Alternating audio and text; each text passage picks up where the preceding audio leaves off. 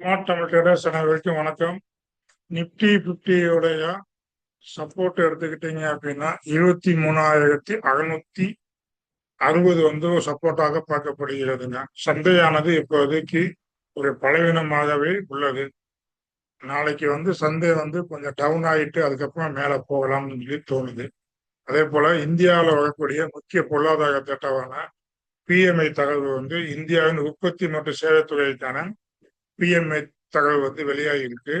இது கடந்த மாதத்தை விட சற்று குறைந்து உள்ளன. இது பொருளாதாரத்தின் ஒரு சிறிய மந்த நிலையை குறிக்கிறதுங்க இந்திய பொருளாதாரத்துல. அதே நேரத்துல வெளிநாட்டு என்ஆர்ஐ சொல்லக்கூடிய டெபாசிட்டுகள் வந்து வெளிநாட்டு முதலீடு வந்து அதிகரிப்பதன் மூலம் இந்திய வங்கிகளை வந்து டெபாசிட் பண்ணிட்டு இருக்காங்க. இதனால வந்து இந்திய வங்கிகளுக்கு அதிக அளவில் டாலர் கையிருப்பு கிடைக்கும் என்று எதிர்பார்க்கப்படுகிறது.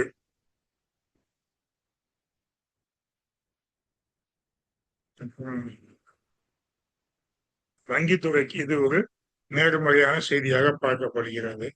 அமெரிக்காவுடைய பெடரல் ரிசர்வ் வங்கி வட்டி வீதத்தை உயர்த்தினால் தங்கம் மற்றும் வெள்ளி விலைகள் சர்வதேச சந்தையில் மேலும் குறைய வாய்ப்பு உள்ளதாக தெரிகிறது. வட்டி வீதத்தை வச்சு சந்தைக்கு நல்லது இல்லையே. அதே போல இரும்பு எஃகுத்துறையில சீனா, ஜப்பான், கொரியா மற்றும் ரஷ்யாவில் இருந்து இறக்குமதி செய்யப்படும் எஃகு மீதான இந்திய அரசு கூடுதல் ஆன்டி டம்பிங் டியூட்டி வரியை விதித்துள்ளது. இந்த அறிவிப்பினால் ஸ்டீல் கம்பெனியான டாடா ஸ்டீல், ஜேஎஸ்டபிள்யூ ஸ்டீல் போன்ற உள்நாட்டு எஃகு தயாரிப்பு நிறுவனங்களுக்கு பெரிய லாபத்தை தரும் என்று எதிர்பார்க்கப்படுகிறது. நேற்று வந்து கெமிக்கல் செக்டாருக்கு ஆன்டி டம்பிங் டியூட்டியை அடுத்த 5 ஆண்டுகளுக்கு உயர்த்தியிருக்காங்க. இப்போ வந்து எஃகு துறைக்கு வந்து ஆன்டி டம்பிங் டியூட்டிக்கு உயர்த்தியிருக்காங்க.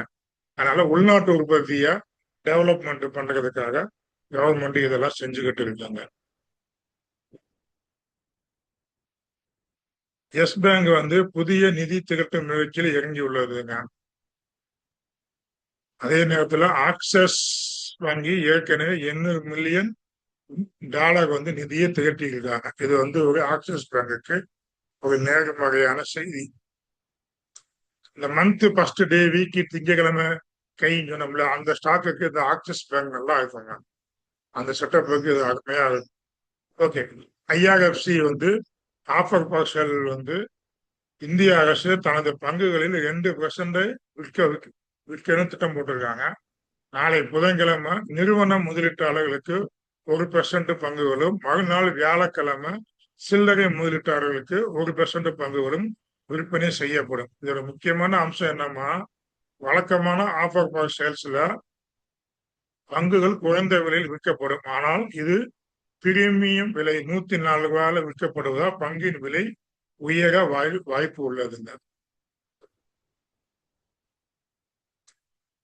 முக்கியமான சில நிறுவனங்களுடைய பங்குகளை பார்ப்போம், செய்தியில பார்ப்போம். கோட்டையா இண்டஸ்ட்ரி நிறுவனம் 10:1 என்ற விகிதத்தை போனஸ் பங்குகளை அறிவித்திருக்கு. இதனால் பங்கு விலை கணிசமாக குறைந்து ரூபாய் 40 41 நிலைக்கு செல்ல வாய்ப்பு உள்ளதுங்க. அப்புறம் வந்து விப்ரோ வந்து ஏஐ சார்ந்த சைபர் பாதுகாப்புக்காக சேவைக்காக பாலோ ஆல்டோ நிறுவனத்துடன் புதிய கூட்டணியை ஏற்படுத்தி உள்ளதுங்க. வேதாந்தால புறமோட்டர் வந்து 2149 கோடி மதிப்பு பங்குகளை பிளாக் டேல மூலம் விட்டுருக்காங்க. இதனால் சந்தையில இது 7-8% சரிஞ்சு இருக்குங்க. ஆனா வந்து வேதாந்தால வந்து இப்போதைக்கு அலுமினியம் மட்டும் நீங்க பாருங்க, ஒரு 2 கோட்டை பார்த்துக்கிட்டு அதுக்கப்புறம் வந்து வேதாந்தால முதலீடு பண்ணுங்க.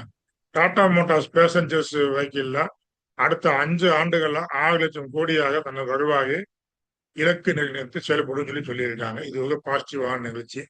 அப்புறம் வந்து நெட்வொர்க் டெக்னாலஜி ஒரு நீண்ட கால முதலீடு 5-7 ஆண்டுகளுக்கு முதலீடு என்ற நோக்கத்துல இந்த ஸ்டாக்கை வந்து பார்க்கலாங்க. நீங்க டெக்னிக்கலா நீங்க பார்க்கலாம். நாளைக்கு கவனிக்க வேண்டிய துறைகள் எடுத்துக்கிட்டீங்க அப்படின்னா,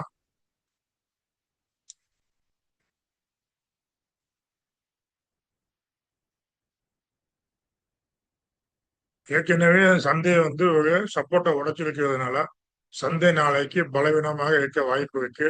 மெட்டல்ல வந்து ஆன்டி டம்பிங் டியூட்டிங்க வந்து காரணமாக மெட்டல் செக்டார் எல்லாம் போக்கஸ் பண்ண வாய்ப்பு இருக்கு.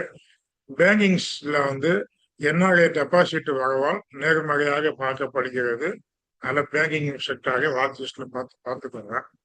விப்ரோ வந்து போலோ அல்டோவோட கூட்டணி வச்சிருக்கிறதுனால சைபர் செக்யூரிட்டியை பண்ணிட்டு வச்சிருக்கிறதுனால இது ஒரு பாசிட்டிவ் செய்தியாக பார்க்கப்படுகிறது. கவனிக்க வேண்டிய துறைகளை எடுத்துக்கிட்டீங்க அப்படின்னா நாளை கவனிக்க வேண்டிய துறைகள்லாம் ஐடி, வங்கித்துறை, மெட்டல் துறையை கவனிச்சுக்கணும். இந்த 3 துறைகளில் நாளை முதலீட்டாளர்கள் கவனத்துடன் செயல்பட வேண்டும். சந்தை நிலைமை தினந்தோறும் மறுபரிசீலனை செய்வது நல்லதுங்க.